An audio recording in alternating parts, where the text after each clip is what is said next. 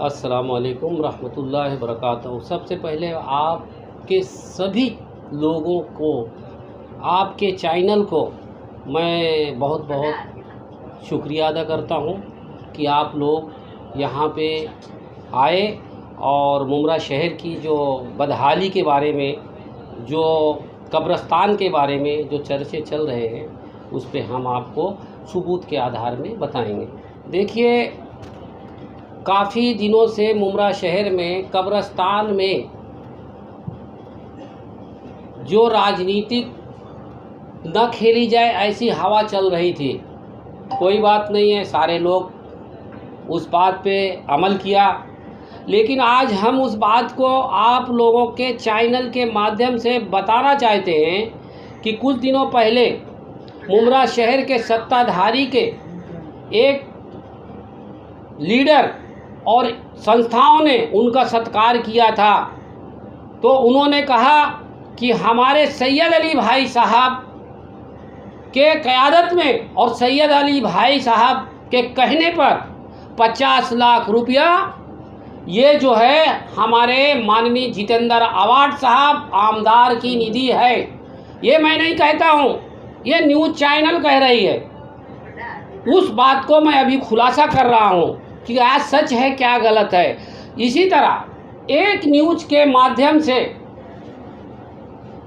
उन्होंने कहा था कि मिट्टी डालने के टाइम कब्रिस्तान में एमआईएम के कुछ लोगों ने वहाँ पे लाइव चलाया। हमने जाके टीएमसी के अधिकारी से पूछा तो ये निधि किसकी है, तो उन्होंने कहा कि ये निधि जो है माननीय जितेंद्र आवाड साहब की। मैं नहीं कहता हूँ, न्यूज़ में स्पष्ट है। आइए अब उस चीज़ को मैं मुमरा शहर की भोली भाली जनता को बताना चाहता हूँ आपके न्यूज़ के माध्यम से कि 27 जनवरी 2022 को महाराष्ट्र शासन जिला नियोजन समिति ठाणे, जो कि आमदार और खासदार का निधि ये लोग देते हैं, टीएमसी नहीं देती इनको। टीएमसी सिर्फ महाराष्ट्र शासन एक्ट 73 के अंतर्गत जो निधि देती है वो कब्रिस्तान में पहले दे चुकी है। उसका भी भ्रष्टाचार हुआ मट्टी में, उसका आज तक खुलासा नहीं हुआ। लेकिन जब एक न्यूज़ वाला चैनल के माध्यम से कहता है कि ये हमने स्पष्ट किया है कि ये पैसा आमदार का है, तो आइए मैं आपको ये पेपर बता रहा हूँ। देखिए, इसमें जिला नियोजन समिति ने कहा है कि एक आमदार को 25 लाख के ऊपर निधि नहीं मिलती है एक बार में। उन्होंने ये भी लिखा है कि ये 2022 में जो 50 लाख की निधि आप लोग कहते हैं हमने मंजूर नहीं किया है। तो मेरा टिप्पणी यही है कि ये निधि है किसकी?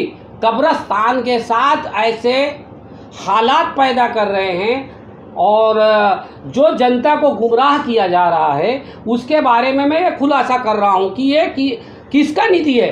जब आमदार का निधि नहीं है, ठाणे महानगर पालिका तो दी नहीं है, तो ये है निधि किसके? तो इसके ऊपर भी खेल हुआ है कि ये टेंडर कब हुआ है, ये जो मिट्टी आ रही है कौन से कॉन्ट्रैक्टर को दिया गया है, वो भी हमारे पास सब है। वक्त आएगा तो हम वो भी बताएंगे। लेकिन हमारे यहाँ के जो लीडरान हैं, जो सत्ताधारी के हैं, वो लोग जो है ऐसी बात करते हैं तो उस वक्त मुझे बहुत तकलीफ़ हुई कि ये लोग जो है सिर्फ अपनी पार्टी चलाने के लिए ये जो गलत बातें कर रहे हैं। कुछ संस्थाएं मुमरा में हैं जो एनसीपी के फ़ोटो लगा के चल रहे हैं, उनकी संस्था भी रजिस्ट्रेशन नहीं है।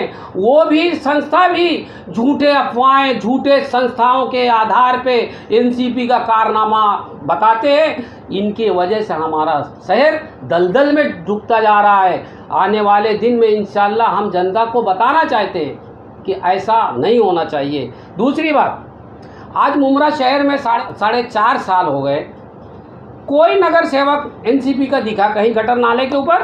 आप लोगों से मैं पूछना चाहता हूं न्यूज़ के माध्यम से, आप शहर के पत्रकार हैं, अच्छे लोग हैं।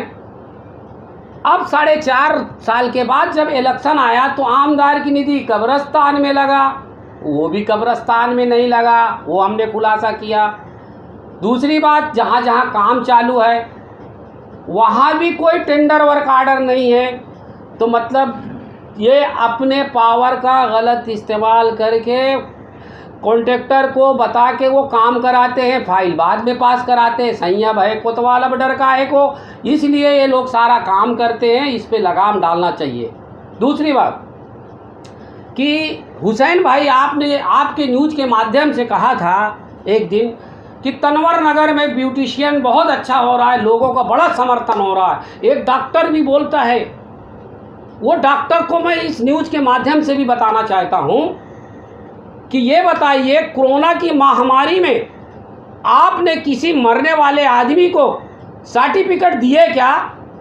खाली क्या आप ब्यूटिफिकेशन के पास जाके सवाल करना और उनका वाहवाही करना, ये तुमको जेबा देता है? मैं आपको पुरावा के आधार में बताता हूँ, कोरोना की महामारी में सिर्फ रसीद कंपाउंड का एक ही डॉक्टर 3,500 रुपया लेता था और सर्टिफिकेट देता लोगों में कहने।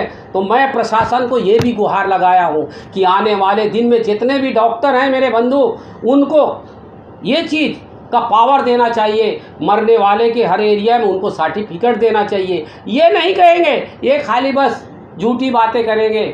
जिस तरह से हुसैन भाई ने कहा कि बहुत अच्छा काम हो रहा है और न्यूज़ वाले कहे कि वहाँ पे एक बहुत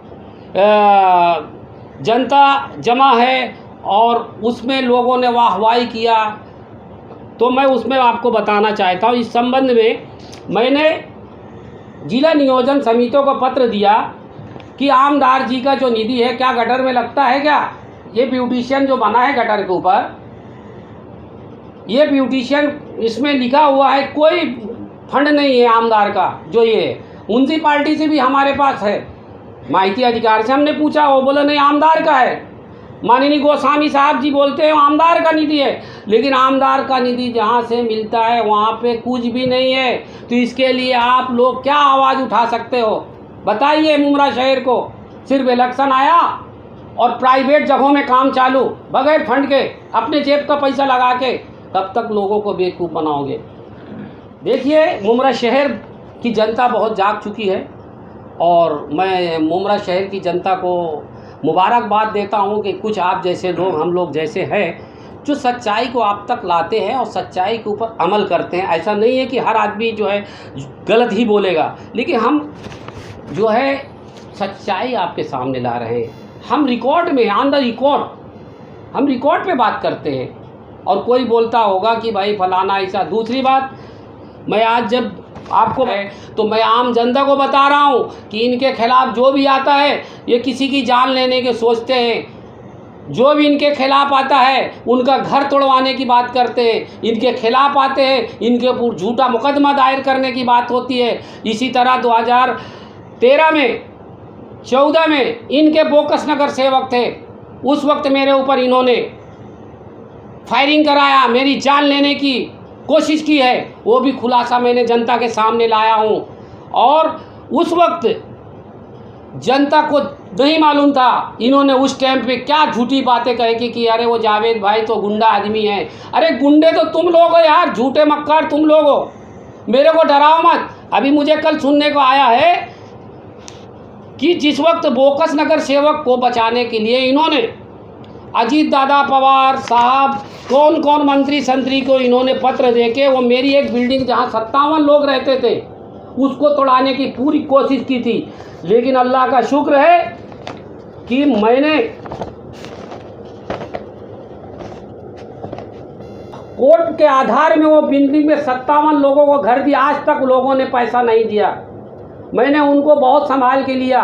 वो तोड़ने के लिए मंत्री से लेके बड़े बड़े लोगों तक है लेटर गया कि उसको तोड़ो। मतलब ये लोग तोड़ने का काम करते, जोड़ने का काम नहीं करते।